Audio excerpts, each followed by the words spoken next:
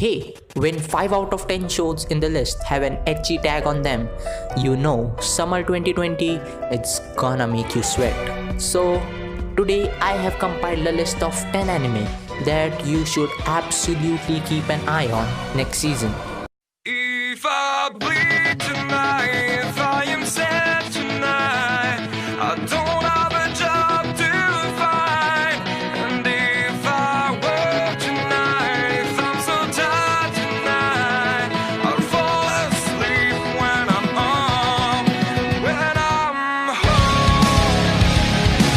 So, coming at number 10, it's the cheap copy of Everyday Life with Monster Girls, called as Monster Musume no Ohisha-san. This show barely made it into the list, but to me it really feels like a cheap copy of Monster Musume. Just take a look at side-by-side comparison of the characters. Copycat. Any which ways, the premise of the show is, in the town of Lindworm, where monsters and humans coexist, Dr. Glenn runs an exemplary medical clinic for monster girls with his Lamia assistant, Safi. Whether receiving a marriage proposal from Senator injured in battle, or palpitating the injury of the mermaid, or taking care of the delicate wounds of a flesh golem, Dr. Glenn performs his job with grace and confidence. That's the premise. So hey, if you're a fan of Monster Girls and you liked Monster Musume, give it a shot. Maybe it could turn out to be a good ecchi show and you could like it. But that's all I'm gonna say. Coming at number 9 is Ikebukuro West Park. This year, anime has opened its doors for various other mediums of entertainment. Last season, Tower of God pioneered webtoon adaptation, and this season a novel is getting its own anime adaptation. So keep an open mind and give it a shot. It might as well blow your mind.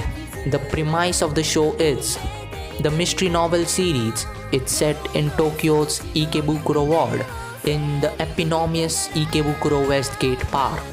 The story centers around Makoto Majima, the son of a local fruit vendor. Diffusing tense situation has earned him the title of troubleshooter of Ikebukuro.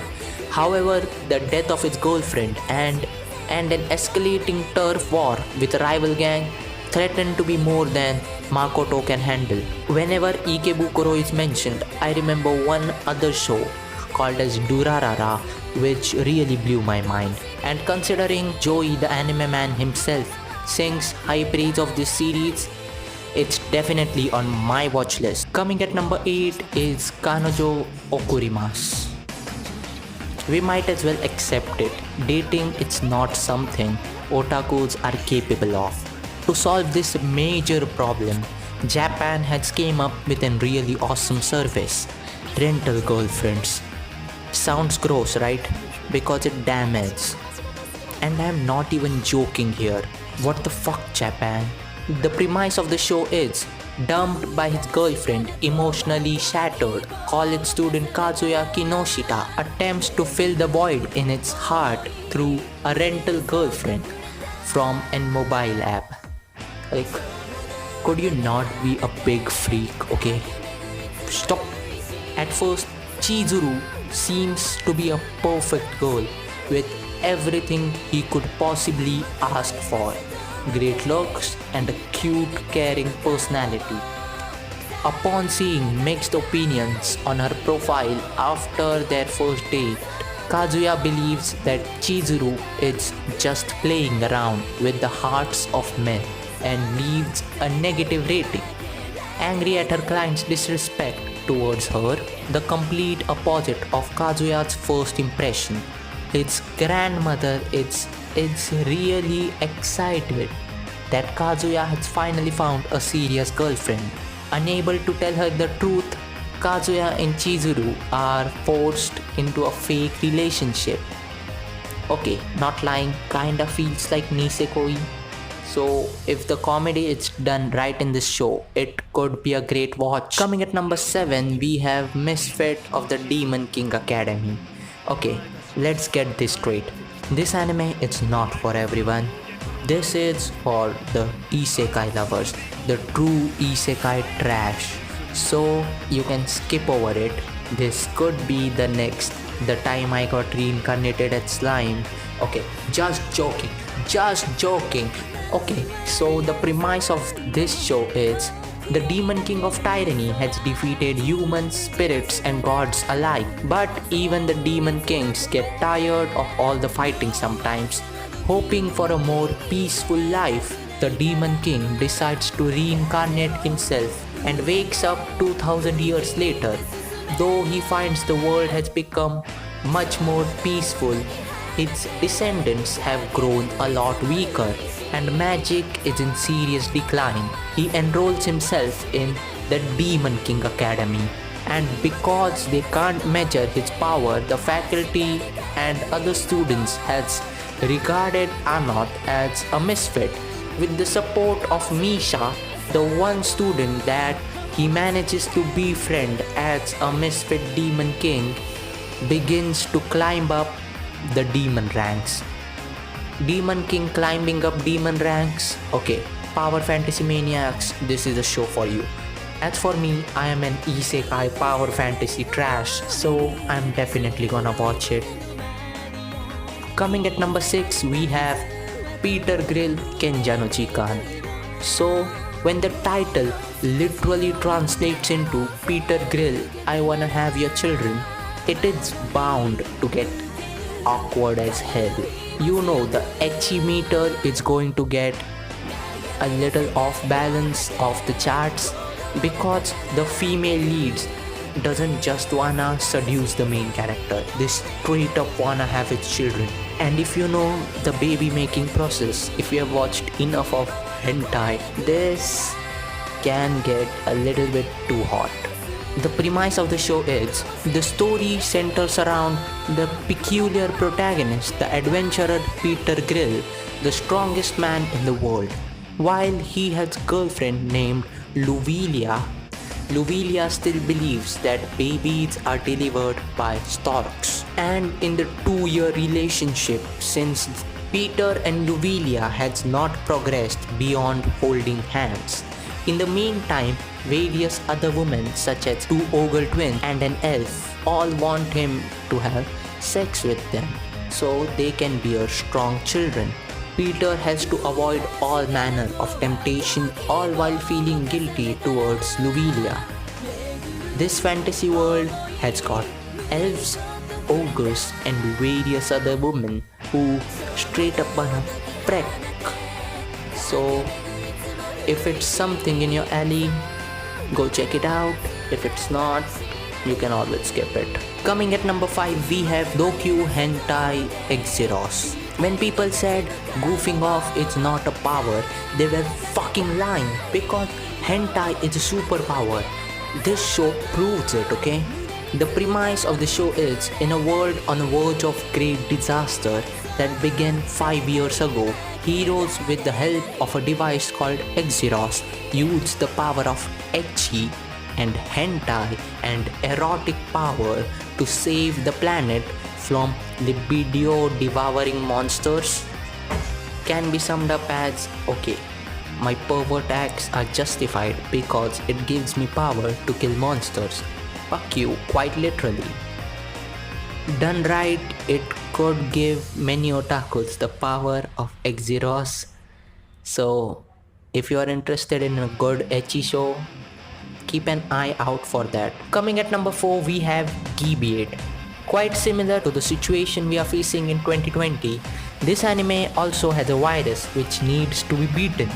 But you know, it's anime, and the warriors who fight virus are quite literally summoned from the Edo period. It's a show made by the same author as the Drifters, so it was expected, okay? A virus has infected humans throughout the world. Infected people turn into different forms of monsters based on their age, sex, and race. The virus is named Gibia. Just then, a pair of samurai and ninja appeared in the slight, blighted wasteland of Japan. They both traveled from nearly the Edo period fighting together with the help from a doctor who tries to find a cure for Gibeah.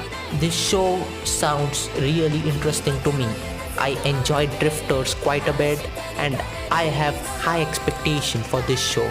But also it's samurais killing zombies in an isekai world. That sounds hella interesting to me to skip.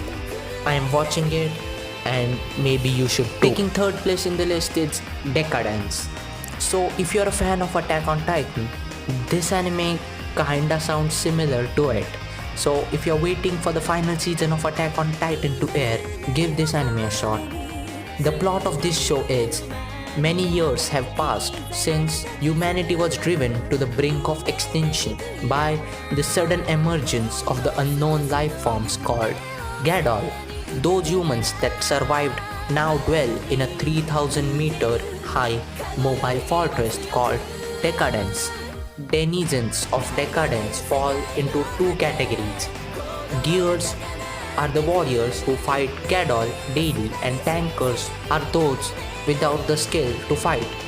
A chance meeting between seemingly two opposites, the girl with a positive attitude who never gives up on her dreams and a realist who has given up on his, will eventually shape the future course of this world.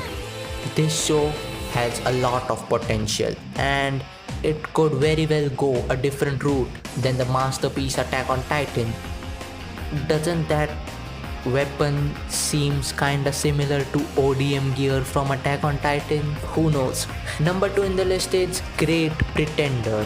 Which studio dropped Attack on Titan for the production of this show? That alone makes this series an appealing watch, because they drop fucking Attack on Titan for this, okay? Also, if you want more details about the final season of Attack on Titan, I have made a whole video about it. So if you are interested, check it out. I will leave it in the cards above. The premise of Great Pretender is Masato Edamura is supposedly Japan's greatest swindler. Together with his partner Kudo, they try to trick a Frenchman in Asakusa, but unexpectedly get tricked by him instead.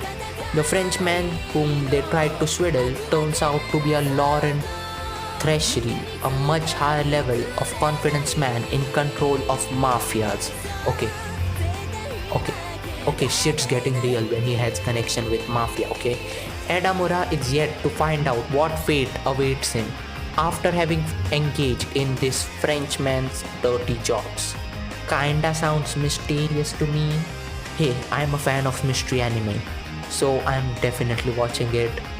Before we get into the number 1 spot, I just wanna tell you guys that I have some honorable mentions mentioned after the number 1, so don't just click off the video knowing what is number 1 anime. So the number 1 anime in the list is God of High School. I know most of you have expected it, but yeah, it's the second anime coming from a webtoon. It has got a lot of potential value. The premise, it all began as a fighting tournament to seek out the best fighter among all high school students in Korea. Mori Jin, a taekwondo specialist and a high school student, soon learns that there is something much greater beneath the stage of this tournament. This show is a potentially an awesome battle shonen.